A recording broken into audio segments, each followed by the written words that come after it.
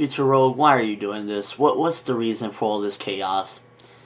Well, it's because you let Frost die. So, Fairy Tail 336.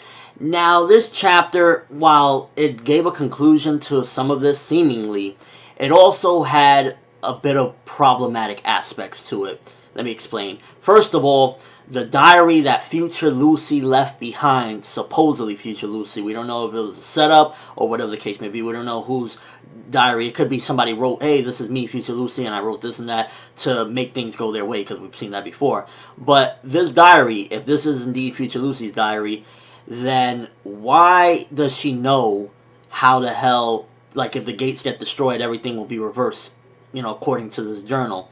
How the hell would she know that if, according to Future Lucy, she woke up a couple days after that catastrophe and immediately jumped back into the gate? Did she hear somebody say something? Was she overhearing somebody saying regarding, you know, the gate? Like, how did she know that? So that's one of the things that really had me going. Now, as far as the fight between Natsu and Future Rogue, because I feel as though this is going to be very controversial. People are going to say this fight went way too quick. The fight, in my opinion, is not that it went too quick.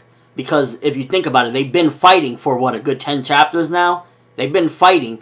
The problematic aspect of it is that most of their fight has been off-screen. Every now and then we see they clash a little bit, and then it goes back to something else. They clash a little bit, then something else happens somewhere. So I think that that's the problematic aspect to where we finally reach this conclusion to their battle, and it's like, yo, we only saw bits and pieces of the fight throughout every chapter. And that's where I think people are coming from when they're going to say, this fight went way too quick, what the hell happened? It's not that it went too quick, it's that we didn't get to really see it. We got, like, glimpses of it every now and then. The way it ended, I think that it was logical that for the gate to be smashed, it would be like a giant-ass dragon, you know, this giant magical beast falling into it. That was good. The way Natsu knocked out Future Rogue without, like, it being, you know, a power-up for Natsu, it was actually the dragon's power mixed with Natsu.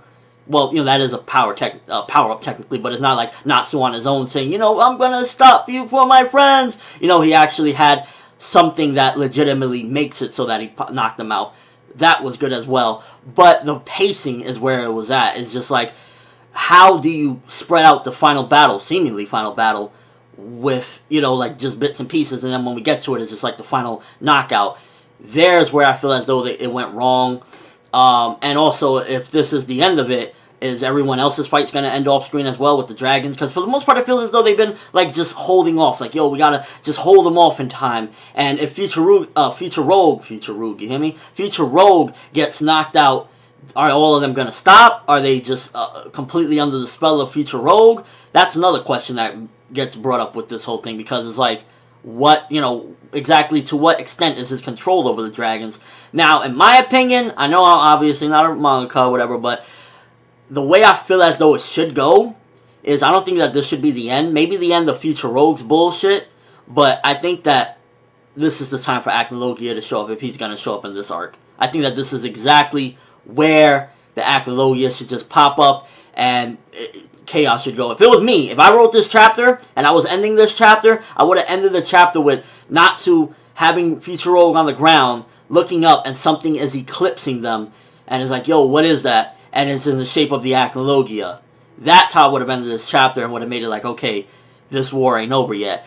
Now, Future Rogue's motives still to this day haven't been spelled out for us. They still seem a little wonky, but from the gist of it, as a reviewer, the conclusion I come up with is, for the most part, throughout being in despair from everything that happened with Acnologia in his timeline, he just mentally got warped and said, no, I'm going to change this. I am not going to have the Acnologia pretty much destroy the world, but I am going to be the king of this world to make sure nothing like that will ever happen again. That is the best I could come up with based on all the context clues around everything, because it's like, what else would be his motives? It's like, well, of course, because Frost died, you know, that's one of the things, but now he's not the man that plays with kitties anymore. So I'm coming to that conclusion that that's what it is. He had good intentions, but got very warped along the way, and it's possible that there's a third party as well influencing what he's doing.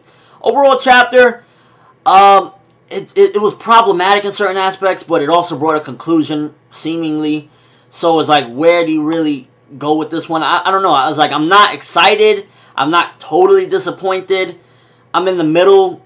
giving it, like, score-wise, I say as far as, like, everything that happened, is, like, I give it 2.8 out of 5. Because 3 is good, 2.5 is a little above meh. So I'm going to give it, it's above meh, but not really good, because, like, again, you got a lot of these problematic aspects. Enjoyment, it was alright, you know, I had a little bit of, like, you know, it was kind of cool, whatever, but I feel as though the fight should have been showed in much greater detail. I don't know if this is, because I've seen this in a lot of different shonen battle manga as of recent. Instead of showing these fights and doing, like, the greatest fight they possibly can draw in their lives, is an easier scapegoat to show bits and pieces of it, and then eventually just show the ending of it. And that's something I'm not a big fan of. I like to see the fights in great detail, give us everything, show us everything, and then we move forward from there. So that's the problematic aspect with that. Also, Future Lucy's diary. How the hell did that come to be? How did she get that information? It should have been explained more. Or maybe it's a fake. We don't know. I would have assumed that was Levy's diary, Future Levy, because remember we got that little clip of her crying, writing in a diary. I would have assumed that was her, and if it was Future Levy, remember Levy is a little bit more technical, so maybe she would have figured out a way and gave it to Future Lucy when Lucy jumped through or something. So that's a possibility, that's a possible explanation as to how Lucy got her hands on that information. That's a possibility there. Overall chapter, again, 2.8 out of 5. It was problematic, but it also brought conclusion.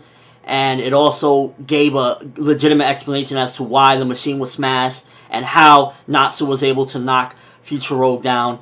Now, where do we go from here? Is this the end of this arc? Is it the end of the series? According to the end of the chapter, there's something that's going to be a new event in manga history next week. And I don't know if it's supposed to be some festival or something. It's a little unclear, but I'm interested to see what that's going to be about. In my opinion, if you're going to bring out Zero for the Actologia, now is the time. Bring them out, have Future Rogue shit himself, and let's go.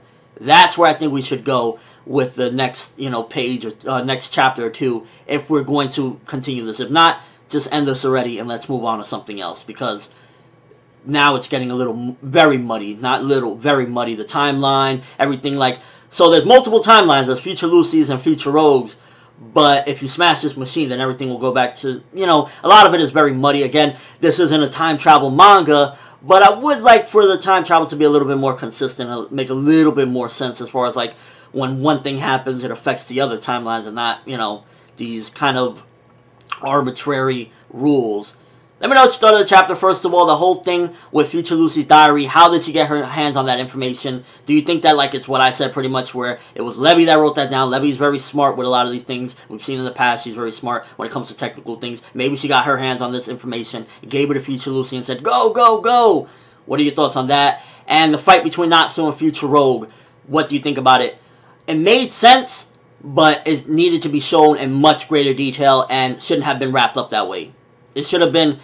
It was fine the way it ended, but it shouldn't have been wrapped up oh, okay, here's the finale. We should have seen, they're going knockout, knockout, knockout, maybe a whole chapter, and then end it. That's my take on the whole thing. But that's all I have for this review. Thanks for watching. Hope you enjoyed. Thumbs up if you want the Actologia or Zeref, because that's what I've been waiting for. This entire arc, we get mentions of him. Where is this dragon, this chaotic creature? I want to know. I want to see him. But at the same time, I don't mind also, if Fairy Tail's going to continue, I don't mind getting that old Fairy Tail vibe when things just didn't feel so, a serious situation. Well, there's obviously been tons of jokes throughout the serious situations, but, I kind of want to go back to that. And then maybe if another major threat comes, then we deal with that. But we'll have to wait and see. I'm ForneverWorld, and as always, people, have an awesome